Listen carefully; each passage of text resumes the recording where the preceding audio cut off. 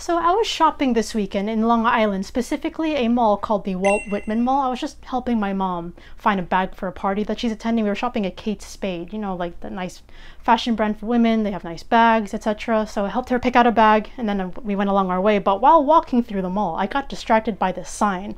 It had a Gengar Squishmallow, Prime Energy drink, all these other random items, but the item that caught my eye was, yes, a Pokemon booster pack. And the inner Pokemon fan that I am, I always like to know where in the mall or whatever store that I'm in where Pokemon products are. So my curiosity got the best of me and I had to find out how much these packs are, because it's not every day that you find Japanese booster packs in Long Island specifically. It's like the outskirts of New York City, so I had to see it.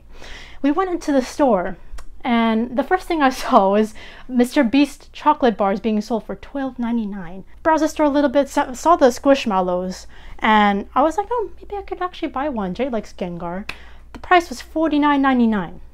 That to me doesn't sound right. And I later found out they were supposed to be like $29.99 if you bought them from Pokemon. But I'm digressing from the point.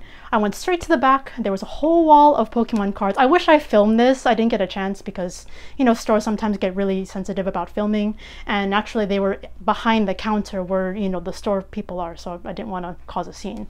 But I looked at the packs and I was like, okay, yes, there's a bunch of Japanese packs, a lot of modern packs, you know, more recent ones from the Sword and Shield era and also the Scarlet and Violet era. But the main thing that also caught my eye, I saw Korean packs. The only place I'd ever expect to see Korean booster packs would be maybe like in a Korean toy shop or in South Korea, not in Long Island. Like, it's far from the city. You just don't even see packs like that out there in general. So I was very shocked to see that. But what shocked me even more, unfortunately, was the prices. And no, I did not buy anything from the store because you know how I am with prices. I'm totally against it if it's anything upwards of $2 or $3 per booster pack, specifically for Korean, and even Japanese as well, since in the countries themselves, booster packs are typically under $1 if you catch them at the right time. So after doing some browsing, compared the pricings, obviously not happy with it. But the funny thing is, even Jay, because I was with him at the time too, he spoke to the shop owner. She's like, hey, this is KrystalKollectz. She actually has her own YouTube channel. It was quite funny because the minute he said that, the shop owner was like, oh, haha. She just let out this nervous laugh and then walked to the back. You know, usually storefront owners or, you know, salespeople usually more accommodating, like, hey, do you need help with it, with anything? But no, they just ran to the back. So already that was a bit sus. But more specifically on the pricings, the thing that really disturbed me the most, and yes, I'm gonna call out the store, it's Showcase. Maybe some of you know it, but I don't agree with the pricings at all. Booster packs, Japanese and Korean, a lot of them are $7.99.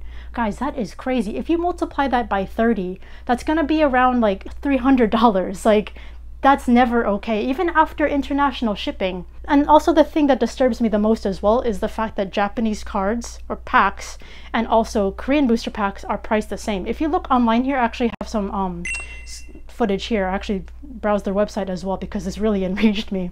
If you look at Japanese Starbirth, for example, it's $7.99 per booster pack. I'm using Starbirth as an example because they also have this in Korean. They only had Lost Abyss, Starbirth, and also V-Star Universe in Korean in the store.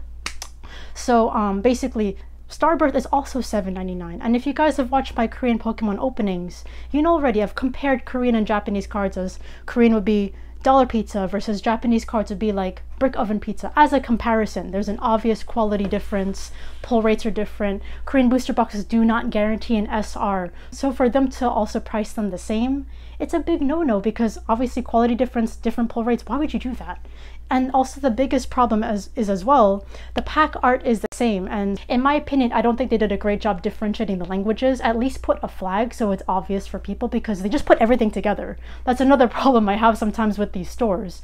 So just to see that is absolutely wild. And another pricing that actually got me heated, it was a Japanese set. So we all know V-Star Universe, the most recent high-class set that just released last holiday season, December 2022. You know, booster boxes at retail are around like $40. I know resale would probably put them near close to like $100, but the pricing, the price tag in the store was tilted in such a way where you couldn't see it and you had to ask an associate in the store how much it was. So when we had the chance, we actually did get to ask the sales lady when she didn't run to the back how much the pack was.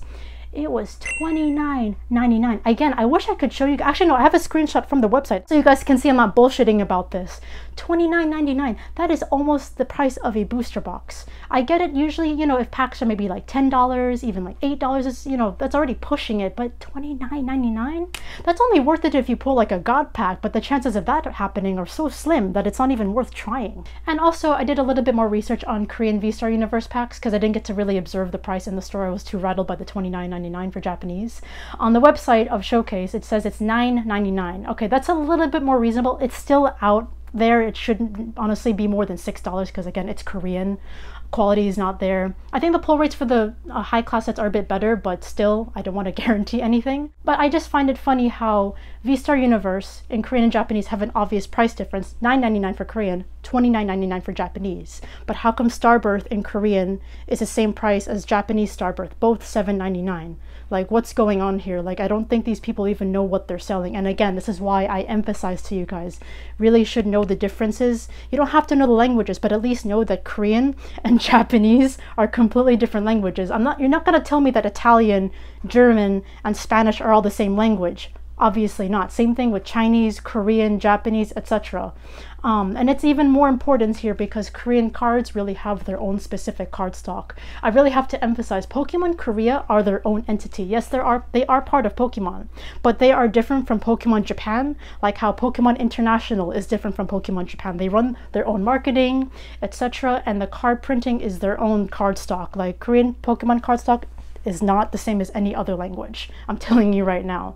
So, you know, my overall advice to you guys is if you're shopping within the States or just outside of South Korea, outside of Japan, and you happen to come across cards from those countries, just be very aware of how much these packs should be and don't be, you know, taken for a ride by these stores because $29.99 for one pack is insane. I get it if it's been 5 years. Yes, Pokemon sets will go up in time, but not when it's under a year old.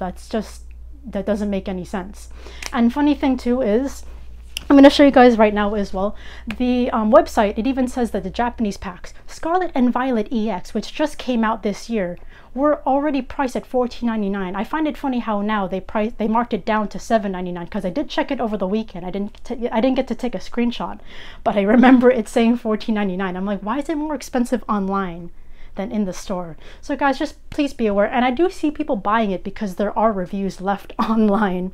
There are parents buying this, and I know they're not probably as educated and their kids really want these items. As a Pokemon fan, I love to buy packs, don't get me wrong, but being like scammed like this is just not okay. Heck, I'm not even a plush collector, but I'm not gonna fucking buy a Squishmallow for $50. I'd rather just wait for it to be, you know, restocked in stores. So yeah, I just wanted to let you guys know that, again, just wherever you shop, be aware with Japanese and Korean booster packs, don't spend more than $3 or $4 in my opinion. And also, before I end this video, if you guys didn't know, I actually released my own trainer card. As you can see on screen, it took me 4 months to draw this from scratch and also get this printed. So if you want to show support for my channel and you want your own, please send me a DM or a direct message on Instagram and we can talk from there. And I'll see you guys in the next video. Thanks for watching.